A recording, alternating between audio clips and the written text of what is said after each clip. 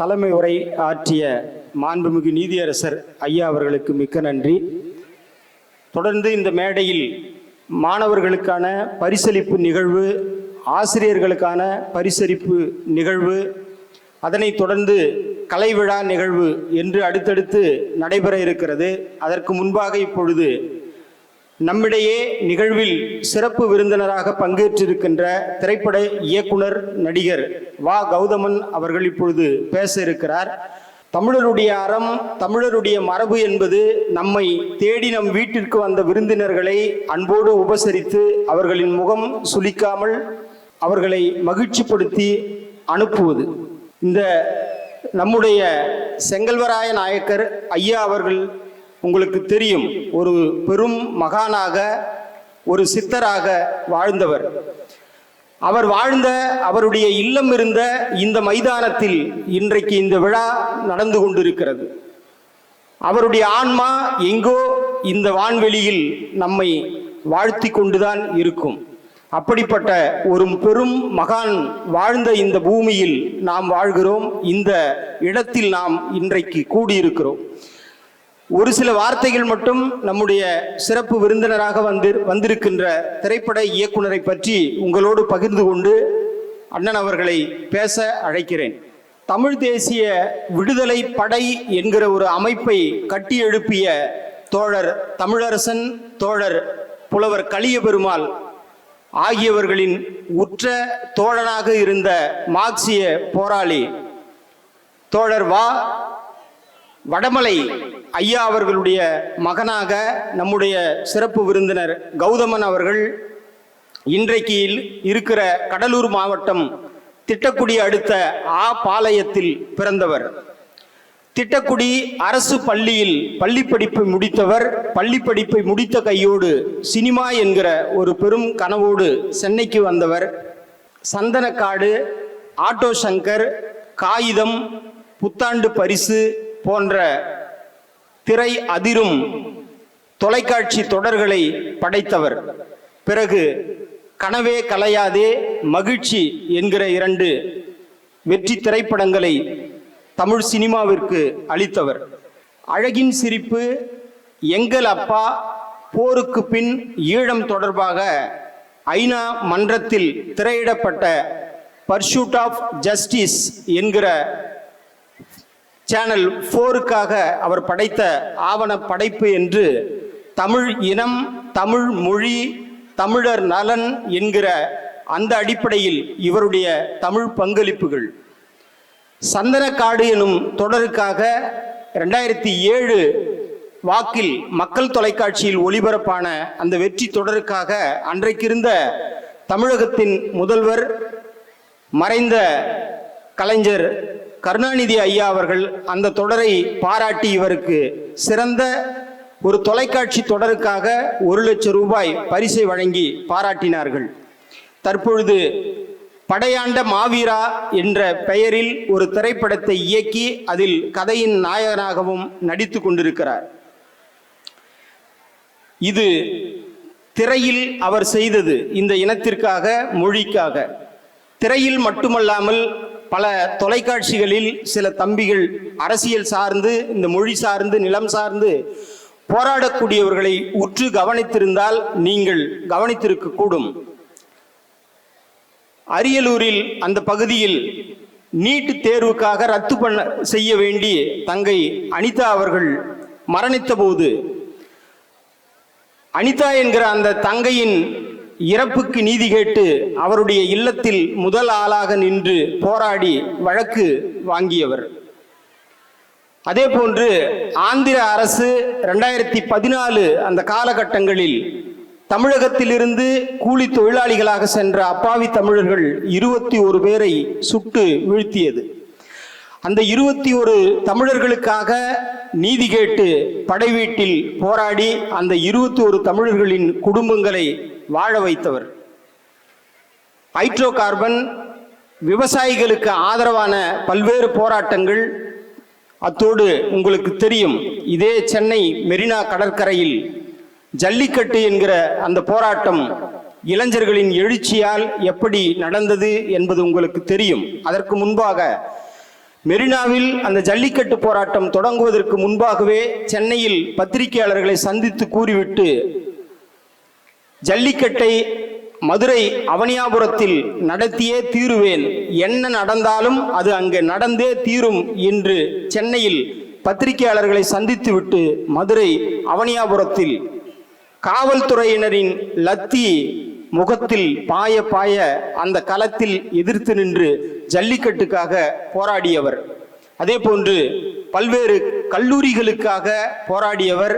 பல்வேறு ஒடுக்கப்பட்ட சமூகங்களின் ஆலய நுழைவிற்காக கோயிலுக்குள்ளே அவர்கள் செல்ல வேண்டும் என்பதற்காகவும் பல்வேறு போராட்டங்களை மண்ணெதிர இந்த நிலத்தில் நடத்தியவர்.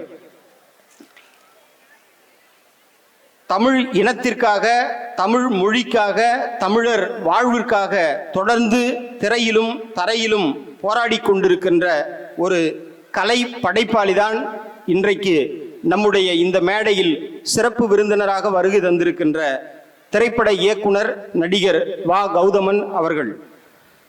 அண்ணன் அவர்களை இந்த கல்லூரியின் சார்பில் மாணவர்கள் அனைவரின் சார்பாகவும் பெருத்த கரவொலியோடு இந்த நிகழ்விற்கு சிறப்புரை வழங்குமாறு அன்போடு அழைக்கிறேன்.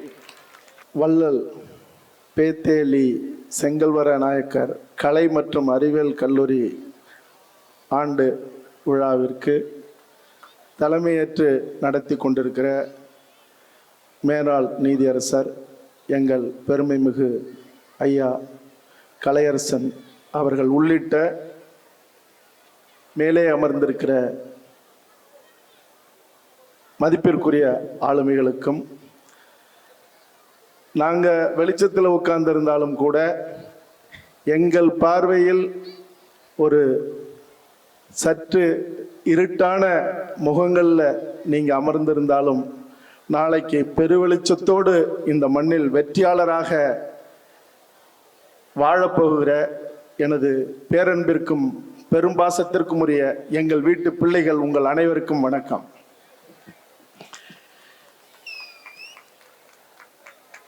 தம்பி முனைவர் அமுல்ராஜ் இங்க என்னை பற்றி ஒரு பெரிய பட்டியலிட்டார். நான் இங்க வந்து ஒரு இயக்குனராகவோ உங்க முன்னாடி ஒரு சிறப்பு விருந்தினராகவோ நான் வந்ததாக நினைக்கல, உணரல. என்னுடைய போராட்ட களமாக இருந்தாலும் சரி, என்னுடைய படைப்பாக இருந்தாலும் சரி, எந்த இடத்திலையும் நான் ஒரு ஒப்பனையை அணிந்து கொள்வதில்லை.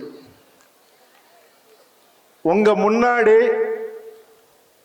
ஒரு நண்பனாக, ஒரு தோழனாக நான் நிற்கிறேன். எதுக்காக சொல்றேன்னா, வர்ற சிறப்பு விருந்தினர்கள் தங்களுக்கு தெரிஞ்ச பல விடயங்களை, பல செய்திகளை உங்கள்கிட்ட சொல்லிட்டு போயிடுவாங்க. அதனால என்ன நன்மை அப்படின்னு உங்களைப் போலவே நான் உங்க இடத்துல உட்கார்ந்துருக்கும் போது நான் நினைச்சது உண்டு. அதனால கொஞ்ச நேரம் பேசினாலும் அல்லது பகிர்ந்துகிட்டாலும் ஆத்மார்த்தமான விடயமாக அது இருக்கணும்னு நான் நினைக்கிறேன். இப்பவும் நான் பேசணுமா அல்லது நான் முன்னாடி இங்க வந்த உடனே நம்மளுடைய ஐயா அறக்கட்டளையினுடைய தலைவர் நீதியரசர் அவர்கள்ட்ட நான் கேட்டுக்கிட்டேன். முதல்வர் அவர்களையும் அழைச்சு கேட்டேன். எனக்கு பேசுறத பத்தி ஒண்ணும் இல்லை, ஏன்னா நான் நின்ன இடங்கள்லாம் செயலாகத்தான் நின்று இருக்கேன். பேச்சின் மீது எனக்கு எப்பொழுதுமே நம்பிக்கை இல்லை. தமிழ் இனம் அழிஞ்சதுக்கு காரணம், அடிமைப்பட்டு நிக்கிறதுக்கு காரணம், நான் சொல்லுவேன் ஒரே காரணம் அல்லது முதல் காரணம் பேச்சு தான். பேச்சை கேட்டு கேட்டே 50,000 ஆண்டுகள் வரலாறு கொண்ட இனம் அழிந்ததுன்னா அது தமிழ் இனம் மட்டும்தான். அதனால பேச்சுக்கு 2வது இடம் தான். செயலாக நிற்பது மட்டுமே தான் ஒரு தனி மனிதனாக இருந்தாலும் சரி, அவனுடைய சுற்றமாக இருந்தாலும் சரி, அவனுடைய சமூகமாக இருந்தாலும் சரி, அவனுடைய இனமாக இருந்தாலும் அது எழுந்து நின்று இந்த உலகத்துல பெருமதியாதை அடையுதுன்னா, பெரு மதிப்போட அது நிலைக்குதுன்னா செயலாக மட்டும்தான். நான் முன்னாடி சொன்னது போல 4 எங்கள் வீட்டு பிள்ளைகள், 4 பெண்களும் 4 ஆண்களும் கேள்வி கேட்கட்டும். அந்த கேள்விக்கு அவர்கள் என்ன விதமான கேள்வியாக இருந்தாலும் இருக்கட்டும், அவர்கள் கேட்கிற கேள்விக்கு நான் பதில் அளிக்கிறேன், அது ஒரு உரையாடலாக அமையட்டும் அப்படின்னு நான் சொல்லியிருந்தேன். சொன்னாங்களா உங்ககிட்ட? இப்ப நீங்க கேள்வி யாராவது கேக்குறீங்களா, இல்ல நான் ஒரு 10 நிமிடம் பேசிடவா? நீங்க என்ன சொல்றீங்களோ அதுதான். எங்களுக்கு கேள்வி மட்டும் தான் கேட்க தெரியும் அப்படிங்கிறீங்களா? சரி, உங்க கேள்வியை நான் மதிக்கிறேன். கேள்வியின் ஊடாக நான் சொல்றது எனக்கு தெரிஞ்ச அல்லது என் அனுபவத்தில் இருக்கிற விடயங்களை உங்கள்கிட்ட பகிர்ந்துக்கிறேன். நம்ம வீட்டு பிள்ளை முதல் முறையாக ஒரு பெண் பிள்ளை கையை தூக்கியிருக்கு. வாழ்த்துக்கள், கேளுங்க சார். ரொம்ப நாளா ஒரு டவுட் சார். அந்த டவுட்டுக்கு ஆன்சர் கிடைக்கணும் தான் சார் கேள்வியே கேட்குறேன். கேளுங்க, எதுவா இருந்தாலும் கேளுங்க சார். ஹீரோ கிடைச்சிட்டான்றனால ஸ்கிரிப்ட் எடுக்கிறாங்களா, இல்ல ஸ்கிரிப்டை எழுதிட்டோன்றதுக்காக ஹீரோ எடுக்கிறாங்களா சார்? நல்ல கேள்வி. அதாவது 30 ஆண்டுகளுக்கு முன்னாடி வரைக்கும் சினிமா ஒரு இயக்குனரின் கையில் மட்டும்தான் இருந்தது. 50 ஆண்டுகளுக்கு முன்னாடி இயக்குனர் ஒரு வார்த்தை சொன்னா தயாரிப்பாளர்களை மீற மாட்டாங்க. எல்லா நடிகர்களும் இயக்குனரை பார்த்தா ஒரு குலசாமியை பார்க்கறது போல கையை கட்டிட்டு பணிஞ்சு நின்னாங்க. அவங்க வீட்டு வாசல்ல போய் நின்னாங்க ஜெயிச்சதுக்கு அப்புறமும். ஆனால் இன்றைய நிலை, இயக்குனர் நடிகன் வீட்டுக்கு போய் நடிகன் கால் மேல கால் போட்டு உட்கார்ந்து இருக்கும் போது இயக்குனர் கையை கட்டி குனிஞ்சு எனக்கு ஒரு வாய்ப்பு தாங்கன்னு சொல்ற நிலையை இன்னைக்கு தமிழ் சினிமா உருவாக்கி வச்சிருக்கிறதுங்கிறதா இன்னைக்கு யதார்த்தமான நிலை. இந்த நிலை மாறணும், மாறி ஆகணும். அறிவை சுமந்தவன் தான் கதாநாயகனை ஒழிய நடக்கிற எவனும் கதாநாயகன் இல்லைங்கிற ஒரு நிலையை உருவாக்கத்தான் நான் எந்த கதாநாயகனையும் தேடி போறதில்லை. என் மண்ணினுடைய, என் இனத்தினுடைய வாழ்க்கையை, வரலாற்றை நான் கதையின் நாயகனாக எடுக்கிறேன். அதுல நான் நடிக்கிறேன் அல்லது என்னை போன்றவர்களை நடிக்க வைக்கிறேன். அதனால இங்க கதையின் நாயகன் எல்லாம் ஒரு காலமும் கதாநாயகனாக ஆக முடியாது, ஆகக்கூடாது. அதனால இந்த மண்ணுக்கும் இனத்துக்கும் எவன் போராடி ரத்தம் சிந்துகிறானோ அவன்தான் இந்த மண்ணின் கதாநாயகன். அப்படி பார்த்தா நம்ம வீட்டில் இருக்கிற ஒவ்வொருத்தரும் கதாநாயகன். யாரு?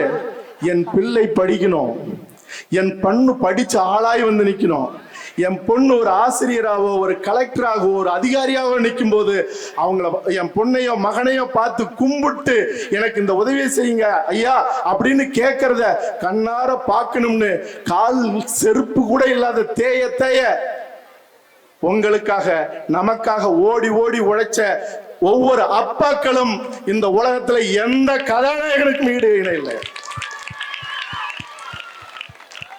கதாநாயகன் என்பவன் ஒவ்வொரு குடும்பத்தின் தந்தை, ஒரு குடும்பத்தின் தாய் தான் கதாநாயகி. அதனால கதாநாயகர்களை, அது 1000 ரூபாயா இருக்கட்டும், 5000 ரூபாயா இருக்கட்டும், 5 லட்சம் ரூபாயா இருக்கட்டும், 5 கோடியா இருக்கட்டும், 50 கோடியா இருக்கட்டும், 500 கோடி பணம் வாங்கினாலும் அவன் பொம்மை நாயகன். 5 ரூபா சம்பளம் வாங்கி கஞ்சி ஊத்துகிற நம்மளுடைய தகப்பன், நம்மளுடைய தாய் தான் நம்மளுடைய கதாநாயகன், கதாநாயகிங்கிறத இன்னையில இருந்து நீங்க மனசுல எடுத்துக்கிட்டீங்கன்னா நாளைக்கு நீங்க தான் கதாநாயகி. நாளைக்கு நீங்கள் தான் கதாநாயகர்கள். இந்த மண்ணுல இந்த இனத்துக்காக போராடுகிறவன் தான் நாளைக்கு முதலமைச்சராக வருவான். அதனால கதாநாயகனை இருட்டில் தேடாதீர்கள், கதாநாயகனை வெளிச்சத்தில் தேடுங்கள். தாய் தந்தையரை வணங்குங்கள், அவர்கள் தான் நம் கதாநாயகர்கள். அதனால அந்த நிலையை மாற்றி அமைக்கதான் இந்த மண்ணுக்காக, இனத்துக்காக போராடுகிறவர்கள் எல்லாம், போராடியவர்களை எல்லாம் நான் கதாநாயகனாக அந்த கதையை உருவகப்படுத்தி படம் எடுத்துக்கிட்டு இருக்கேன். நான் சந்தனக்காடு எடுத்தேன், ஒரு எல்லைச்சாமி வனக்காவலனாக இருந்த வீரப்பனை கதாநாயகனாக எடுத்தேன். இப்ப முந்திரிக்காடு மண்ணையும் இனத்தையும் பெண்ணின் மானத்தையும் காத்த ஒரு மாவீரனுடைய கதாபாத்திரத்தை தான் படையாண்ட மாவீரன் எடுக்கிறேன். அந்த கதை நாயகனாகத்தான் நான் நடிக்கிறேன். எல்லாத்துக்குமே உலகத்துல தமிழனை தொட்டா அடிச்சா 3 இடத்துல தான் திருப்பி அடிச்சான். ஒன்னு சந்தனக்காடு, இன்னொன்னு முந்திரிக்காடு. எல்லாத்துக்கும் மேல என் தாய்க்கும் தாய் மொழிக்கும் சமமான எனது தமிழீழ தேசிய தலைவன் மேதகு பிரபாகரன் ஆண்ட வன்னிக்காடு. இந்த சந்தனக்காடுக்கும் முந்திரி காடுக்கும் பிறகு உலகமே வியந்து பார்த்த ஒரு மாவீரன், ஒரு தமிழ் மன்னன் பிரபாகரனுடைய வரலாற்றை வன்னிக்கானாக எடுக்கிறார். ஆக வரலாற்றை போற்றுவோம், வரலாற்று நாயகர்களை கதாநாயகனா பார்ப்போம், பெத்தவங்களை கதாநாயகனா பார்ப்போம். உங்க கேள்விக்கு பதில் கிடைச்சதா? கிடைச்சிச்சு சார். நன்றி. Thank you sir.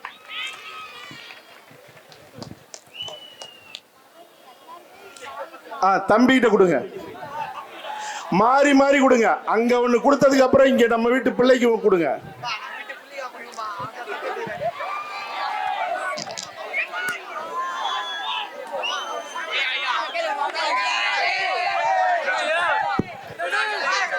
Hi, I'm Tilak Nath from First BCA. தம்பி தம்பி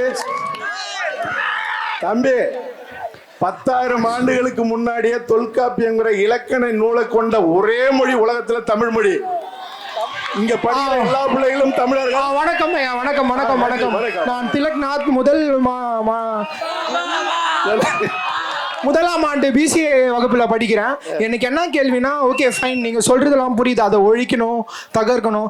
எங்களுக்குமே இந்த ஏஜ்லயுமே நிறைய விதமா, எப்படி சொல்றது, ரிலிஜன், கேஸ்ட், பாலிடிக்ஸ் நிறைய ஃபேஸ் பண்றோம். அதை ஒழிக்கணும்ன்றீங்க, அது புரியுது. அது எப்படி ஒழிக்கணும்? எப்படி கஷ்டப்படுறோம்? எதை ஒழிக்கணும்? கேள்வி இன்னும் சரியா கேளுங்க. இப்போ நாங்க ஒன்னு ஃபேஸ் பண்றோம் இல்லைங்களா? இப்போ நாங்களே ஒரு ஷார்ட் ஃபிலிம் எடுக்கணும்னு நினைக்கிறோம். நாங்களும் டைரக்டர்ஸ் தான், நாங்களும் ஒரு டீம் தான், ஓகேவா? எங்களுக்குன்னு ஒரு டீம் இருக்கு. பட் நாங்க நிறைய ஃபேஸ் பண்றோம். நாங்க பண்றோம், தோக்குறோம், ஜெயிக்கிறோம், அது மேட்டரே இல்லை. ஆனா அது எப்படி நாங்க நெக்ஸ்ட் மூவ் ஆன் பண்ணி போறது? ஆஸ் அ டைரக்டரா உங்ககிட்ட கேட்கிறேன், எதை ஒழிக்கணும், தகர்க்கணும், நீங்களா? அது என்னது? பாலிடிக்ஸ், அப்புறம் ரிலிஜியன், கேஸ்ட் நிறைய விதமா ஒரு இது உருவாக்கி வச்சிருக்காங்க. உடைக்கவே முடியல. நீ யாருன்னு கேக்குறாங்க, நான் என்கிட்ட என்ன இருக்குன்னு பார்க்க மாட்டாங்க. நீ யாரு, நீ தமிழா இங்கிலீஷா அப்படின்னு பாக்குறாங்க. இங்கிலீஷான்னு கேக்குறாங்க. இங்கிலீஷ்ல பேசினா தப்பு இல்லை, ஜஸ்ட் பேசுறோம், அவ்வளவுதான். சரி, உங்க கேள்விக்கு நான் பதில் சொல்றேன். முன்னாடி சொன்ன நண்பனா சக தோழனா பதில் சொல்றேன்னு. தம்பி ஒரு படைப்பாளிங்கிறதுனால என்னுடைய சக படைப்பாளியா அந்த தம்பிக்கு நான் பதில் சொல்றேன். அதை மதிச்சு முதல்ல நீங்க எடுக்கிற படைப்புகள் எல்லாத்துக்கும் முதல்ல ஒரு படைப்பாளியா நான் வாழ்த்து சொல்றேன். தமிழ் சினிமாவில் நீங்களும் உச்சந்தோட என்னுடைய வாழ்த்துக்கள். முடியாதுங்கிறது ஒண்ணு இல்ல, முடியாதுங்கிறது ஒண்ணு இல்ல. ஒரு சாதாரண 150-200 குடும்பங்கள் உள்ள ஒரு சின்ன கிராமத்துல இருந்து தான் நான் சென்னைக்கு வந்து படைப்பாளியான இயக்குனராக இருக்கேன். ஆனா இன்னைக்கு இவ்வளவு பெரிய நகரத்துல வளர்ந்த ஒரு அறிவியல் உலகத்துல நீங்க இப்பவே ஷார்ட் பிலிம் படிக்கிற காலத்துல எடுக்கிறீங்க. நாங்களாம் படிச்சுட்டு வந்து தான் எடுத்தோம். அதனால உங்களால சாதிக்க முடியும். என்னைக்காவது ஒரு நாள் இதே அரங்கத்துல தம்பி மட்டும் இல்ல, உங்க குழுவே சிறப்பு விருந்தினரா நீங்க வந்து உட்கார்ந்து வாழ்த்தணுங்கிறதையும் நான் இந்த நேரத்தில் சொல்லிக்கிறேன். ஒரு விடயம் என்னன்னா, செங்கல்வராயர் அறக்கட்டளை இது வந்து 150 ஆண்டுகளுக்கு முன்னாடி உருவான ஒரு கல்வி அறக்கட்டளை, ஒரு கல்வி கூடம். நீங்க நினைச்சு பாருங்க, அதாவது 2000-3000 ஆண்டுகளுக்கு முன்னாடி வரைக்கும் இங்க சாதியோ மதமோ இல்லை. கீழடி கேள்விப்பட்டிருக்கீங்களா? கீழடி கேள்விப்பட்டிருக்கீங்களா? ஏன்னா கொஞ்சம் பேர் உங்களுக்குள்ளே பேசிட்டு இருக்கீங்க. கீழடி தெரியுமா தெரியாதா? அங்க ஏதாவது சாதி அடையாளம் கிடைச்சிருக்கா? மத அடையாளம் கிடைச்சிருக்குதா? ஆனால் அது தமிழர் நாகரிகத்தினுடைய உச்சம். ஆனா இன்னைக்கு என்ன சொல்றான்? நான் அரசியலா இங்க சொல்ல, அவன் தம்பி கேட்டாப்ல, அரசியலா இன்னைக்கு வேற ஒண்ணு சொல்றாங்க, சாதியா கேஸ்டா சொல்றாங்க. அதாவது சங்கம் கட்டி தமிழ் வளர்த்த மதுரை மண்ணுக்கு பக்கத்துல இருக்கிற ஒரு இடத்துல கீழடி இருக்கு. அது தமிழர் நாகரிகம். 2600-2700 ஆண்டுகளுக்கு முன்னாடியே தமிழனுடைய தொன்மங்கள், உச்சமாக அவன் வாழ்ந்த வாழ்க்கையினுடைய அடையாளங்கள் இருக்குன்னு சொல்றாங்க. தம்பி சொன்னதுல இருந்து சொல்றேன், இன்னைக்கு அதை என்ன தெரியுமா சொல்றாங்க? தமிழர் நாகரிகம்னு சொல்லல, திராவிட நாகரிகம்னு சொல்றாங்க. அப்ப அரசியல் அதை மாத்துறாங்களா இல்லையா? அது நேர்மையற்றது தானே? சொல்லுங்க, நீங்களும் பதில் சொல்லுங்க. நேர்மையற்றது தானே? அப்ப தமிழர் நாகரிகத்தை திராவிட நாகரிகம்னு சொல்றது, அப்புறம் இந்திய நாகரிகம்னு சொல்றது, அப்ப எவ்வளவு பெரிய ஏமாற்று வேலை. இந்த மண்ணுல எனக்கு மேலானவனும் இல்லை, எனக்கு கீழானவனும் இல்லை. இந்த மண்ணில் பிறந்த அத்தனை பேரும் ஒரு தாய் மக்கள், அவர்கள் தமிழ் தாய் மக்கள்ங்கிறத நீங்க நாளைக்கு பிரகடனப்படுத்தணும், அந்த நிலையை உருவாக்கணும். அது எப்படி அப்படிங்கறத அவருடைய கேள்வி. ஒரே விடயம்தான், அதாவது உலகத்திலேயே இப்ப கேள்வி கேட்ட இடத்திலேயே ஏதோ பேசிட்டு இருக்கீங்க தம்பிங்களா. நீங்க அமைதியா இருந்தாதான் இந்த பதில் கிடைக்கும். அமைதியா இருக்கீங்களா? உலக பொதுமறைன்னு எதை சொல்றாங்க சொல்லுங்க, நீங்க சொல்லுங்க. எதை சொல்றாங்க? கேட்கல. திருக்குறள் தானே சொல்றாங்க. உலகத்துல எந்த இலக்கியத்தையும் சொல்லல, தமிழர் இலக்கியத்துல தான் நம்மளுடைய ஐயா நீதியரசர் சொன்னது போல அறம்ங்கிறது தமிழர் இலக்கியத்துல மட்டும்தான் சொல்லப்பட்டிருக்கு. அந்த அறத்துல வள்ளுவன் சொல்றான், உலகத்துல பெரிய நோய் எது, பெரும் பிணி எது அப்படின்னு சொன்னா உலகத்துல எத்தனையோ விஷயத்த சொல்றான்.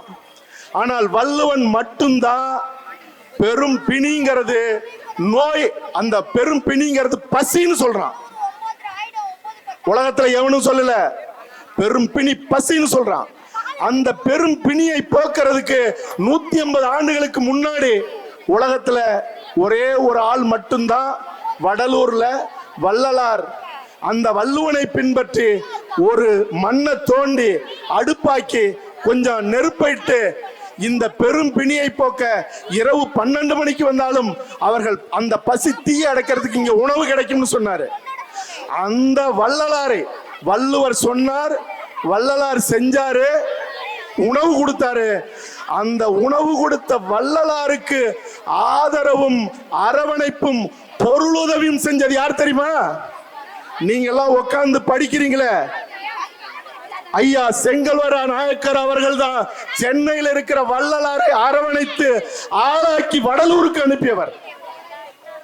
அப்ப 2000 ஆண்டுகளுக்கு முன்னாடி கனவு கண்டத அல்லது இலக்கியத்துல சொன்னத 150 ஆண்டுகளுக்கு முன்னாடி வாழ்ந்த செங்கல்வரா நாயக்கரும் வள்ளலாரும் இந்த மண்ணுல அந்த பிணியை போக்கியிருக்காங்க. அப்ப இந்த மண்ணுல சாதி இல்ல மதம் இல்லைன்னு சொன்னது இவர்கள் அத்தனை பேரும் சொல்லியிருக்காங்க. அதனாலதான் செங்கல்வரா நாயக்கர் ஒரு வன்னியராக இருந்தாலும் இந்த கூடத்தில் படிக்கிற பிள்ளைகள் தாய்மொழி தமிழாக கொண்டவர்கள், அது பட்டியல் சமூகத்தராக இருந்தாலும் வன்னியர்களாக இருந்தாலும் முதலியாராக இருந்தாலும் உடையாராக இருந்தாலும் எங்கள் வீட்டு பிள்ளைகள் இந்த இடத்துல படிக்கணும்னு 150 ஆண்டுகளுக்கு முன்னாடியே இங்க உருவாக்கின பள்ளியில அந்த பிள்ளைகள் படிக்கிறது மட்டும் இல்ல, தங்கறதுக்கு மட்டும் இல்ல, 3 வேளை உணவும் கொடுத்து அந்த நிலையை அன்று தொடங்கி இன்னை வரைக்கும் பள்ளிக்கூடத்தில் படிக்கிற அந்த பிள்ளைகளுக்கு இந்த நிலை தொடருது. ஆக இந்த நிலையை தொடர இங்க படிச்ச நீங்களும் சமத்துவத்தை உருவாக்க நீங்க இங்க சொன்னது போல அந்த ஒரு வார்த்தை தான், கல்வி மட்டுமே அதிகாரத்தை பெற்று தரும், அதிகாரத்தை பெற்றுவிட்டால் இங்க சமநிலை உருவாக்குங்கிற அந்த தாரக மந்திரத்தை உள்வாங்கி நீங்க எல்லாரும் சாதனை படைக்கணும்னு இந்த நேரத்தில் நான் வாழ்த்துறேன். இத பதிலா சொல்லிக்கிறேன். வேற யாரு கேள்வி கேட்கறது? கேளுங்க. அந்த நான் நினைக்கிறேன் நீண்டிட்டே போறதுனால அவங்களுக்கு கேள்விக்கு பதில் சொல்லிட்டு ஒரு சின்ன மிகச்சிறிய 2-3 இருந்து ஒரு 5 நிமிடத்துக்குள்ள என்னுடைய உரையை முடிச்சுக்கிறேன். நீங்க கேளுங்க. சார் கேள்விலாம் இல்ல சார், ரெக்வெஸ்ட் சொல்லுங்க. நான் வந்து டப்பிங் ஆர்டிஸ்ட் 7 இயர்ஸா டப்பிங்ல இருக்கேன். எனக்கு உங்களோட நெக்ஸ்ட் மூவில எனக்கு ஒரு கேரக்டர் வாய்ஸ் வேணும். தருவீங்களா மாட்டீங்களா? ஆமா இல்ல ஒன்னு சொல்லுங்க. சரி நான் சொல்றேன், பதில் சொல்றேன்.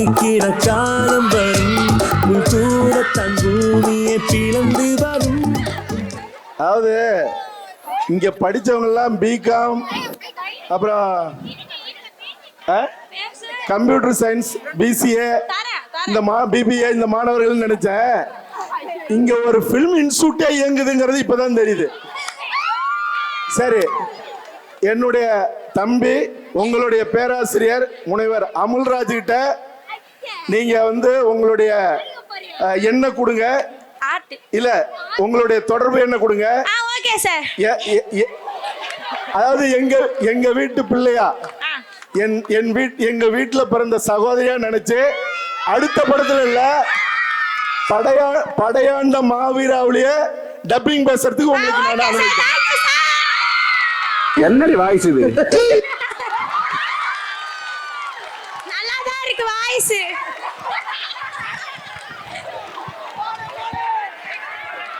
சரி, இங்க ஒரு புள்ள கேக்குறேன்னு சொல்லிச்சு.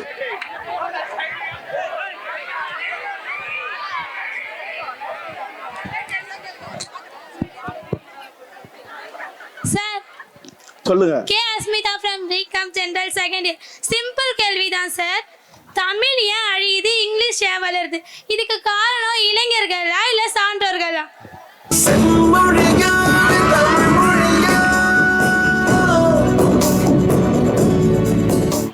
அதாவது விஜய் டிவில போடுறதை விட இங்க பயங்கரமா போடுறாங்க.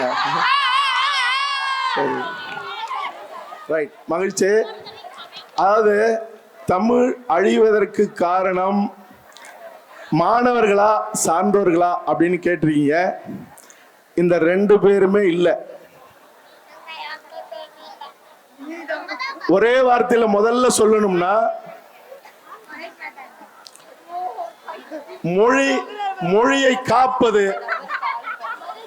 மொழியை வளர்ப்பது, மொழியை ஆள வைப்பது, இது எல்லாமே ஒரு மண்ணை ஆள்கிற ஆட்சியாளரின் கையில தான் இருக்கு. உண்டா இல்லையா? உண்டா இல்லையா?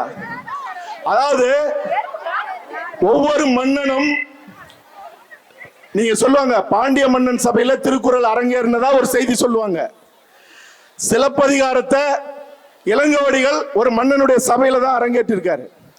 நீங்க ஒவ்வொரு இலக்கியமும் தமிழ் இலக்கியம்லாம் மன்னனுடைய அரவணைப்புல தான் வளர்ந்திருக்கு. இப்ப ஒரு மொழியை வாழ வைப்பது அப்படிங்கிறது அரசாங்கத்தின் கையில மட்டும்தான் இருக்கு. அதுதான் முதல்ல இருக்கு. நீங்க எல்லா மாநிலத்திலையும் அந்த மாநில மொழியை படித்தால் மட்டும்தான் அங்க வேலை. டிகிரி வாங்கணும். அங்க இப்ப கர்நாடகத்தை எடுத்துட்டீங்கன்னா இங்க இருந்து வேலைக்கு ஒரு தமிழன் போனா 6 மாசத்துக்குள்ள கன்னடம் கத்துக்கணும். நீங்க கன்னடம் கத்துக்கலன்னா அவன் அங்க இருந்து டிரான்ஸ்பர் பண்ணிடுவான், வெளியே போன்றுவான். அரசாங்க வேலையில இருக்க முடியாது. இந்தியா முழுக்க இந்தி தெரிந்தவர்கள் தமிழ்நாட்டை தவிர அல்லது வட மாநிலத்தில் இந்தி தெரியாமல் அங்க நீ வேலை செய்ய முடியாது. இந்தி படிக்காமல் நீங்க அங்க நிரந்தரமா அங்க இருக்க முடியாது. ஆனால் தமிழ்நாட்டில் மட்டும்தான் ரயில்வே வேலையா இருந்தாலும் அரசு வேலை, எந்த அரசு வேலையா இருந்தாலும், இன்னும் சொல்ல போனா தமிழ் துறையில கூட, தமிழ் துறையில கூட இங்க இருக்கிற பல்கலைக்கழகங்கள்ல தமிழ் துறை இருக்குல்ல, தாய்மொழி தமிழாக கொள்ளாதவர்கள் நீங்க பாத்தீங்கன்னா தமிழ் துறை தலைவரா இருப்பாங்க. ஏன்னா தமிழை அழிக்கிறதுக்கு ஒரே வழி என்னன்னா தமிழர் அல்லாதவர்களை தமிழ் துறையில மட்டும் இல்ல, தமிழ் இனத்துல மட்டும் இல்ல, அரசாங்கத்துல மட்டும் இல்ல, ஆள்பவர்கள் வரைக்கும் எவன் தமிழன் இல்லையோ அவன் தான் அங்க நிரந்தரமா எம்எல்ஏ இருக்க முடியும், அமைச்சரா இருக்க முடியும், அல்லது இன்னும் சொல்ல போனா நீதியரசரா கூட இருக்க முடியும். இதெல்லாம் உண்மை. இந்த உண்மையை நீங்க தெரிஞ்சுக்கணும். நீங்க ஆந்திராவிலே, நான் இங்க சில உண்மைகளை சொல்லணும்னு நினைக்கிறேன். ஏன்னா எங்கள் வீட்டு பிள்ளைகள்கிட்ட நான் உண்மை பேசலன்னா இன்னைக்கு ராத்திரி போய் நான் நிம்மதியா தூங்க முடியாது. நாகரிகம் கருதி பொய் பேசக்கூடாது. நாகரிகம் கருதி 50,000 ஆண்டுகள் அழிந்து கொண்டிருக்கிற இந்த நிலையில மொழி அழியுதுன்னு ஒரு பிள்ளை கேக்குது. இந்த நேரத்திலேயாவது உண்மையை சொல்லி ஆகணும். ஆந்திராவில் ஒரே ஒரு எம்எல்ஏ கூட தமிழர் இல்ல, கர்நாடகத்தில் இல்ல, வேற எங்கேயுமே இல்ல, மகாராஷ்டிராவில் ஒரே ஒருத்தர் இருக்கிறதா சொல்லப்படுது. ஆனால் தமிழ்நாட்டில் மட்டும்தான் 70க்கும் மேற்பட்ட எம்எல்ஏக்கள் தாய்மொழி அல்லாதவர்கள் சட்டமன்றத்தில் உட்கார்ந்துருக்காங்க. 10க்கும் மேற்பட்ட அமைச்சர்கள் தமிழ்நாட்டில் மட்டும்தான் தமிழர் அல்லாதவர்கள் இருக்காங்க. இப்ப சொல்லுங்க, தமிழை அழிப்பது மாணவர்களா சான்றோர்களா ஆட்சி செய்பவர்களா? எனக்கு கேட்கல, நீங்க சொல்லணும். கேட்கல, அதுக்கு ஒரே வழி என்ன? கல்விதான். கல்விதான் அதிகாரத்தை கொடுக்கும், கல்விதான் ஆளுமையை கொடுக்கும், கல்வி மட்டும்தான் இந்த தமிழினத்தை 50,000 ஆண்டுகள் வரலாறு கொண்ட இந்த தமிழினத்தை தலை நிமிர்த்துவதற்கு கல்விதான். கல்வியின் மூலமாக நீங்கள் வேலையை மட்டுமல்ல அதிகாரத்தையும் கைப்பற்றி இந்த கோட்டையில, அதுக்காக பிறமொழியக்காரர்களை வஞ்சிக்கணும்னு சொல்லல, அப்புறப்படுத்தணும்னு சொல்லல, இந்த மண்ணில் வாழக்கூடாதுன்னு சொல்ல, யாதும் ஊரே யாவரும் கேளீர்னு சொன்ன இனம், வந்தார வாழ வைத்த இனம். ஆனா வந்தவர்களை வாழ வைத்துக் கொண்டிருப்பது மட்டுமே நம்மளுடைய வேலை. நம்மளுடைய மொழி, இனம், உரிமை அத்தனையும் குழி தோண்டி புதைப்பது அவர்கள் வேலைன்னா இனியும் வேடிக்கை பார்க்க கூடாதுங்கிறதுக்காக எங்கள் வீட்டு பிள்ளைகள்கிட்ட நான் இதை பகிர்ந்துக்கிறேன். போதுமா உங்களுக்கான பதில்? நன்றி. சொல்லுங்க சொல்லுங்க. மைக்கா? மைக் இல்லாமலே சொல்லுங்க. இதை இறுதி கேள்வியா வச்சுக்கலாம். ஏன்னா நீங்க ஆடுற ஆட்டத்தை, உங்களுடைய கலை நிகழ்ச்சியை நான் இயக்குனராக இருந்தாலும் எத்தனையோ நிகழ்ச்சிகளை பார்த்திருந்தாலும் இதை பார்க்கறதுக்கு நான் ஆவலா இருக்கேன். அதனால இது இறுதி கேள்வியா எடுத்துக்கிறேன். சொல்லுங்க. வணக்கம் சார். என் பேர் எம்ஆர் சஞ்சய். எல்லாருக்கும் வணக்கம் சார். இப்போ அரசியல் வராங்களே, இப்போ எங்க எல்லாருமே புது ஓட்டர்ஸ். இப்போதான் வந்து எல்லாம் ஃபர்ஸ்ட் ஓட்டு போட போறாங்க. சினிமாவில் இருக்கவங்க தான் நிறைய பேர் கட்சி ஆரம்பித்து வராங்க. தளபதி விஜய், அப்புறம் சீமான் சார், அப்புறம் விஷால், இவங்க எல்லாரும் வராங்க. அவங்களுக்கு ஓட்டு போடலாம் அப்படின்னு நீங்கள் சொல்லலாம். ஏன் ஓட்டு போடணும்? இல்ல ரீசன் மட்டும் சொல்லுங்க. பதில நீங்களே சொல்றீங்க. இல்ல சார், யார் வேணா அரசியலுக்கு வரலாம். போடலாமா வேணாமான்னு சொல்லுங்க. என்ன பொறுத்த வரைக்கும் போடலாம். ஆனா கூட்டாரவங்களுக்கு போடக்கூடாது சொல்றாங்க. இல்ல என்ன கேள்வி நீங்க கேக்குறீங்க? அதுதான் சார், போடலாமா வேணாமா, அதுக்கான ரீசன் அது வேணும். ரைட். நான் ஒண்ணே ஒண்ணு சொல்றேன். அதாவது இதுக்கான கேள்விய, இதுக்கான பதில நான் சொல்றேன். அந்த பதில இருந்து நீங்க விடை எடுத்துங்க. அதாவது நான் முன்னாடியே உங்களுக்கு பாதி விஷயம் சொல்லிட்டேன். நான் நீங்க தம்பி சொன்ன யாருக்கும்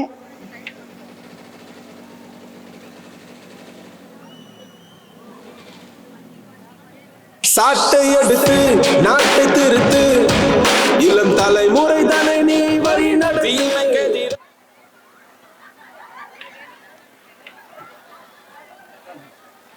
சரி உட்காருங்க. அதாவது இப்ப கேட்ட கேள்வி இருக்குல்ல, அமைதியாக உங்களுடைய இருக்கையில் அமருமாறு அன்போடு கேட்டுக்கொள்கிறோம். அதை பேராசிரியர் பார்த்துக்குவாங்க. நீங்க அருள் கூர்ந்து அமைதியாக இவ்வளவு நேரம் இருந்தபடி அனைவரும் மிக மகிழ்ச்சியாக இருந்தோம். அதை பேராசிரியர்கள் கவனிப்பார்கள். நீங்கள் அருள் கூர்ந்து அமைதி காக்கும்படி அன்போடு கேட்டுக்கொள்கிறோம். நிகழ்வு தொடங்கும். அதாவது இதுக்கான பதில்ங்கிறது ரொம்ப அற்புதமான கேள்வி. இது எல்லாரும் இங்கே கவனிக்கிறீங்களா, அங்கே கவனிக்கிறீங்களா? நீங்க அங்க ஒரு சத்தம் வந்தோடனே திரும்பினீங்க தெரியுமா? திரும்பினீங்கல்ல, தவிர்க்க முடியாத திரும்பினீங்கல்ல. ஒரு வெளிச்சம் வந்தது, ஒரு சத்தம் வந்தது இல்லையா? அதுல ஏதாவது உங்களுக்கு பிரயோஜனம் இருந்ததா? அப்ப ஒரு வெளிச்சம் வந்தாலும் ஒரு சத்தம் வந்தாலும் பிரயோஜனம் இருந்தா மட்டும்தான் நாம திரும்பி அங்கேயே பார்க்கணும். அது ஒண்ணு இல்லைன்னு தெரிஞ்சதுக்கு அப்புறம் திரும்பிட்டீங்கல்ல. சினிமாவில இருந்து வந்த கதாநாயகனாக இருந்தாலும் இயக்குனராக இருந்தாலும் அதுல நானாக இருந்தாலும் கூட வெறும் சத்தமும் வெறும் வெளிச்சம் இருந்துன்னா திரும்பி பார்த்து தூணு துப்பிடணும். புரிஞ்சுதா? புரிஞ்சுதா இல்லையா? அப்ப எப்படி ஒரு வெளிச்சமும் ஒரு சத்தமும் உங்களை வெறும் சும்மா கவனிக்க வச்சதோ, அது போல நான் சொல்றது, நீங்க யாரும் உதாரணம் எடுத்துக்கிட்டாலும் சரி எடுத்துக்கலனாலும் சரி, எல்லாருமே எனக்கு நெருங்கிய நண்பர்கள். நான் யாரையும் சொல்லல, அப்படி சொல்லல. முன்னாடி சொன்ன ஒரு விஷயத்துல இருந்து பாதியில இருந்து திரும்பி வரேன். அப்ப நீங்க வீட்டுக்கு இப்ப போறீங்க. போனா வீட்டுல உங்களுக்கு ராத்திரிக்கு என்னென்ன இருக்கணும் சொல்லுங்க. ஒருத்தர் சொல்லுங்க. சாப்பாடு இருக்கணுமா? அப்புறம் படுக்கிறதுக்கு இடம் இருக்கணும். அதுக்கப்புறம் நிம்மதி இருக்கணும். நாளை காலையில எந்திரிச்சு குளிச்சுட்டு அம்மா சாப்பாடு தந்தா சாப்பிட்டு, அப்பா வெளியே போனா நீங்க டாட்டா கட்டும், இல்ல நீங்க போனீங்கன்னா அப்பா அம்மாவும் டாட்டா காட்டுவாங்களா? இதுக்கெல்லாம் என்ன வேணும்? என்ன வேணும்? இதுக்கெல்லாம் பணம் வேணும் இல்லையா? இந்த பணத்தை யாரு கொண்டுட்டு வரா? கேட்கல. அப்பா இல்லைன்னா அம்மா, ரெண்டு பேரும் இல்ல அண்ணன் கொண்டு வரணும் இல்லையா? இப்ப அப்பான்னு பேருக்கு இருந்துகிட்டு அம்மான்னு பேருக்கு இருந்துட்டு வீட்டுக்கு போனா ராத்திரி சோறு இல்ல, நான் நிம்மதி இல்ல, படுத்தா தூக்கம் வராது, சண்டை வரும், எதுவுமே செய்யல. ஆனா உங்க அப்பா எந்திரிச்சு, அம்மா பசிக்குதா, நான் டான்ஸ் போடுறேன் பாரு, சிரிப்பு காட்டுறேன் பாரு, நல்லா அழகா பிரியாணி செய்யறத நான் சொல்லி காட்டுறேன், பசி அடங்கிடும், தூங்கிருங்க, காலையில எந்திரிச்சு பசி வந்தா மறுபடியும் டான்ஸ் போடுறேன், நீங்க போங்க இப்படின்னு வெறும் உங்க முன்னாடி ஆடல் பாடல் நடிப்பு மட்டும் செஞ்சுட்டு உங்களை பட்டினி போடுற தாயோ தகப்பனோ இருந்தா உங்க அப்பாவையும் அம்மாவையும் நீங்க மதிப்பீங்களா? காதுல கேட்கிற மாதிரி சொல்லணும், செய்ய மாட்டீங்கல்ல. ஒரு தலைவன் என்பவன் எப்படி இருக்கணும்? இது என் குடும்பம்னு நினைக்கணும். சாதி மதம் இனம் கடந்து என் குடும்பம், என் குடும்பம் நல்லா இருக்கணும். அந்த குடும்பத்துக்கு என்ன செய்யணும்? டான்ஸ் போடுறதா சரியா வராது, பாட்டு பாடினா சரியா வராது, கதை சொன்னா சரியா வராது, உட்காந்து பேசினா சரியா வராது. ஒரு தாயை போல சாப்பாடு தரணும், ஒரு தந்தையை போல ஓடி ஓடி உழைச்சு உங்களுக்கு நேர்மையாக வாழ கத்து கொடுக்கணும். அப்ப ஒரு தலைவன் என்பவன் தாய்மை நிலையில தந்தை நிலையில எவன் உண்மையாக உங்கள் மொழிக்கும் உங்கள் இனத்திற்கும் உங்கள் வாழ்க்கைக்கும் உங்கள் எதிர்காலத்துக்கும் உங்க கண்ணு முன்னாடி உங்கள் தகப்பனை போல ஓடி ஓடி உழைக்கிறானோ, ரத்தம் சிந்துகிறானோ, சிறைக்கு போகிறானோ, போராடுகிறானோ, தன் உயிரையும் கொடுத்து அர்ப்பணித்து உங்களுக்காக நிற்பேன்னு எவன் செயலாக நிற்கிறானோ அவனுக்கு ஓட்டு போட்டா அவன் உருப்புறானோ இல்லையா நீங்க உருப்பலாம். என்ன நீங்க கை மெதுவா தட்டுறீங்களே, அப்ப சும்மா ஆட்டம் போட்டு பாட்டு பாடி கதை பேசினா போதுமா?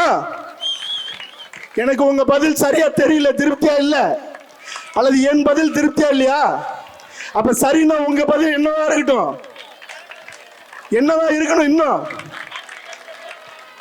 அதுதான் எனக்கா எவன் ஓடுகிறானோ என் தகப்பனை போல, எனக்காக என் தங்கைக்கு கல்யாணம் பண்ணிட்டு தான் நான் பண்ணுவேன். 3 தங்கச்சியா இருந்தாலும் கல்யாணம் முடிச்சு அவங்கள வாழ வச்சுட்டு தான் 40-45 வயசானாலும் நான் கல்யாணம் பண்ணிக்குவேன் நிக்கிறானே எத்தனையோ அண்ணன்.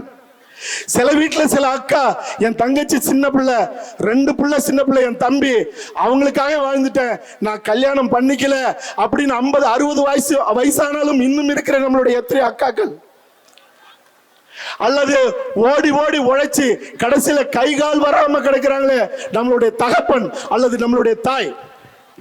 அல்லது வீட்டுக்கு பெயர் அன்னை இல்லம், அன்னை இருப்பது அனாதை இல்லம்னு, என் புள்ள நல்லா இருந்தா போதும், என் மருமக கொஞ்சம் கோபக்காரி தான், பரவாயில்ல நான் வந்துட்டேன் அனாதை இல்லத்துக்கு வந்துட்டேன்னு ஓடி அனாதை இல்லத்துல கிடைக்குது எத்தனையோ நம்ம வீட்டு தாய்கள்.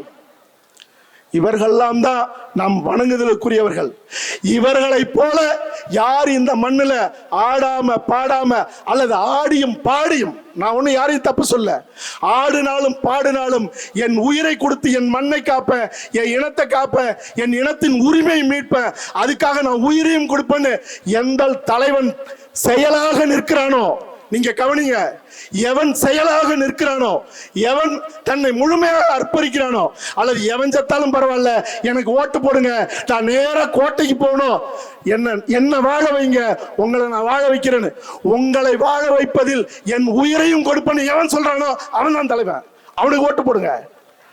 என்னை வாழ வச்சு அவங்கள வாழ வைப்பேன்னு சொல்றவன், என்னை இது வரைக்கும் வாழ வச்சுங்க அதுக்காக போனா போதுன்னு உங்களை வாழ வைக்கிறேன்னு சொல்றவன்லாம் ஒரு காலமும் தலைவனாக ஆக முடியாது.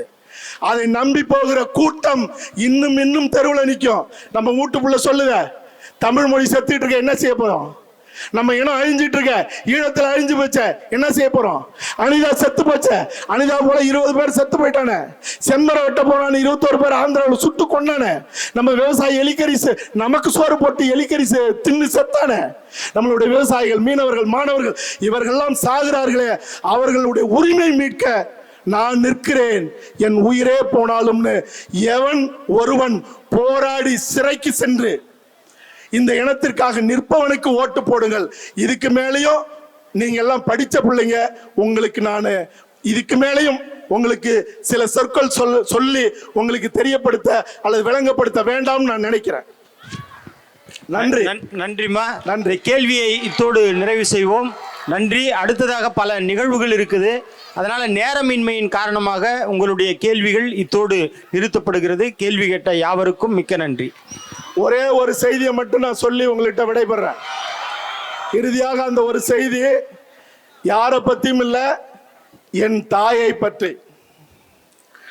என் தாயை பற்றி நான் சொல்கிற உங்களுக்கான செய்திங்கிறது ஒருவேளை உங்க வாழ்வியலை இன்னும் கூர்மையாக்கலாம், உங்க வெற்றியை உறுதி செய்யறதுக்கு அது ஒரு வாய்ப்பாக இருக்கும்னு நான் நம்புறேன்.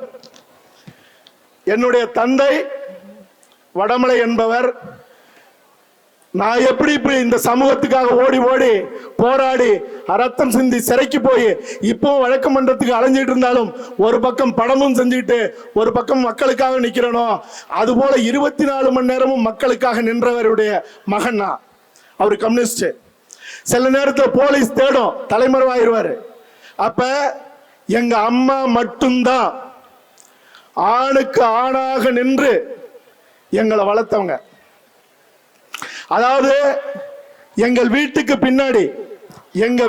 பின்னாடி ஒரு பெரிய தோட்டம் உண்டு, கிணறு இருக்கு, பம்ப் செட் இருக்கு. ஆனா விவசாயம் செய்ய என்னுடைய தந்தை இல்லை. எங்க அம்மா தான் எனக்கு 2 அக்கா, ஒரு தங்கச்சி, ஒரு தம்பி. அப்ப எங்க வீட்டுல 5 பேரு. அப்படிப்பட்ட சூழ்நிலையில வீட்டுல எதுவுமே இல்லை, நிலம் மட்டும் இருக்கு, பணம் இல்ல, வறுமை. காரணம் இந்த சமூகத்துக்காக ஓடி உழைச்சவர் எங்க அப்பா. எங்க அம்மா என்ன தெரியுமா செய்வாங்க, தனியாளா அதாவது கத்திரிக்காய், வெண்டைக்காய், மிளகாய் செடி இதெல்லாம் வைப்பாங்க தோட்டத்துல வச்சு. இப்ப என்னன்னா இந்த மே மாதம், ஏப்ரல் மேதம் தெரியும் தானே, அக்னி வெயில். அந்த காலகட்டத்தில் கத்திரிக்காய், வெண்டைக்காய், மிளகா, பீர்க்கங்காய் இதெல்லாம் பறிச்சு ஒரு கூடையில வச்சுக்கிட்டு கொண்டு போய் ஊரா கத்தி விற்கணும். அப்படி கத்தி வித்தாதான் எங்களுக்கு மதிய சோறு. அத பறிச்சு எடுத்துக்கிட்டு ஆறு தெரியுமா, ஆறு மே மாசம் ஏப்ரல் மாசம்ல ஆத்துல தண்ணி இருக்காது, வெறும் மணல் தான். நீங்க அந்த மணலை பார்த்தீங்கன்னா புகை போற மாதிரியே இருக்கும். ஏப்ரல் மாசம் சுட்டு தகிக்கும். வறுமையில எங்க அம்மாவுக்கு செருப்பு கூட இல்லை. அந்த செருப்பு இல்லாத நிலையில அதை தூக்கிட்டு, அப்பெல்லாம் சும்மாடுன்னு சொல்லுவாங்க தெரியுமா, சும்மாடுன்னா புடவை எடுத்து அப்படியே சுருட்டி பிரிமுன மாதிரி தலையில இப்படி இது வரைக்கும் மாறாப்பு வரைக்கும் வரும், இந்த இடத்துல சுத்தி மேல இப்படி தலை கணக்கிற காய வச்சுக்கிட்டு அந்த கூடையை எடுத்துக்கிட்டு ஆத்த தாண்டி போகணும். நான் சொல்றது தீ மிதிக்கிற மாதிரி இருக்கும் அந்த நெருப்பு, காலில் செருப்பு இருக்காது. அதுல நீங்க நடந்து போறதுங்கிறது எங்களால சின்ன வயசுல நான்லாம் ஓடி இருக்கேன். 10 அடி ஓடுனா உங்களால நடக்க முடியாது, படுத்துக்கிட்டா செத்தே போயிருவீங்க. அதனால நாங்க கூட போக மாட்டோம். எங்க அம்மா அந்த கூடையை எடுத்துக்கிட்டு ஆத்த தாண்டி போவோம்.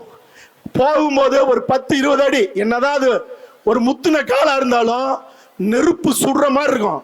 சடார்னு அந்த கூடையை எடுத்து பொத்துன்னு கீழே போட்டு, நீங்க யோசிச்சு பாருங்க, அந்த மாறா போட்டிருக்காங்கள தலையில, அந்த துணி அப்படி எடுத்து கீழே மணல்ல போட்டு அதுல காலை மிதிச்சு நிப்பாங்க.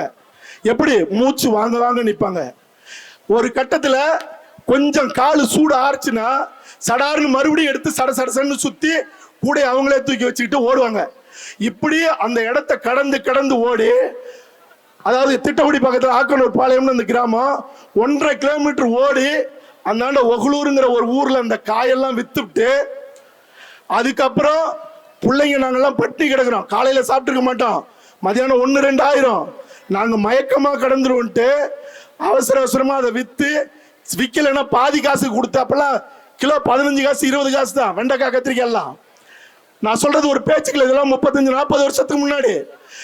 அதை வித்து என்ன கொஞ்சம் ஒரு சீசான்னு சொல்லுவாங்க, ஒரு கிளாஸ்ல வாங்கிட்டு கொஞ்சம் அரிசி வாங்கிட்டு ஏதாவது பருப்பு அது இதுன்னு ஏதாவது வாங்கிட்டு வேகமா மறுபடியும் அதே மாதிரியே துணியை கீழே போட்டு முந்தானே கிடக்கிறத கீழே எடுத்து போட்டு மிதிச்சு ஓடி வந்து ஒரு 3-3:30 மணிக்கெல்லாம் எங்களுக்கு சோறாக்கி ஏதோ ஒரு குழம்பு வச்சு எங்களுக்கு கொடுத்து, எங்களுக்கு தட்டப்படி கொடுக்கும்போது எங்களுக்கே கை நடுங்கும் பசி. எங்களுக்கு கொடுத்து நாங்கள் சாப்பிட்றத பார்த்துட்டு அப்படியே கண்ணு மயங்கி அப்படியே எங்கள் அம்மா விழுந்துரும். சாப்பிடாது, ஏன்னா பிள்ளைங்க வயிற்று பசி ஆத்தினா போதுமேன்ட்டு அப்படியே சாஞ்சி படுத்துக்குவோம். அது நாங்கள் பசியில் சாப்பிட்டு சின்ன பிள்ளைங்க, எங்களுக்கு தெரியாது, நாங்கள் விளையாட போயிடுவோம். எங்க அம்மா மயக்கம் தெளிஞ்சு அல்லது ஒரு நிலை கடந்ததுக்கு அப்புறம் மெதுவா எந்திரிச்சு நாங்க மீதம் வச்சிருந்தா சாப்பாடை சாப்பிடும். இப்படி வளர்க்கப்பட்டவர்கள் நாங்க, இப்படி வளர்த்த தாய், அப்படிப்பட்ட அம்மா. நான் இங்க சென்னைக்கு வந்ததுக்கு பிறகு மறுபடியும் கஷ்டப்பட்டு எனக்கு கொஞ்சம் ஏதாவது பணம் அனுப்போம். என் பிள்ளைங்க பட்னி கிடக்குதோன்னா அங்க ஏதாவது சமைச்சா யாரையாவது கூப்பிட்டு என் புள்ள பட்டி கிடக்கூடாதுன்னு சாப்பாடு கொடுக்கும் யாருக்காவது ரோட்ல போறவங்க வரவங்களுக்கு. பாதி ராத்துல ஐயோ என் புள்ள மேல முன்னுக்கு வந்துடணுமேன்ட்டு ஏதாவது தப்பான கனவு கண்டா ஓடி போய் எங்க ஊர் மாரியம்மன் கோயில்ல 12 மணிக்கு சூடை ஏற்றி கொளுத்தி என் புள்ள நல்லா இருக்கணும், எப்படியாவது ஜெயிக்கணும் அப்படின்னு உட்கார்ந்து அழுவோம். அப்படிப்பட்ட தாய் இன்னைக்கு என் முன்னாடி இல்ல. நான் வளர்ந்த ஒரு டைரக்டரா இன்னைக்கு வந்திருக்கேன், படம் பண்றேன், நாயகனா ஹீரோவா இருக்கேன், இந்த மக்களுக்காக போராடுறேன், ஐநா சபைக்கு போய் தமிழினத்துக்காக போராடுறேன். உலகம் பூரா தெரிஞ்சாலும் இன்னைக்கு என் தாய் இல்லை. இப்ப எதுக்காக சொல்றேன்னா, அப்படிப்பட்ட தாய் வளர்த்ததுனால, அவங்க தியாகத்தை உள்வாங்கினதுனால, முக்கியமா சொல்றேன், என் நாக்குல இதுவரைக்கும் ஆல்கஹால்ங்கிற சாராயம் என் நாக்குல பட்டதில்லை. தம்பிங்களா, உங்களுக்கு சொல்றேன், இந்த 2 உதடுல என் விரல் பிடிச்சு இதுவரைக்கும் ஒரு சிகரெட்டை நான் இழுத்ததில்லை.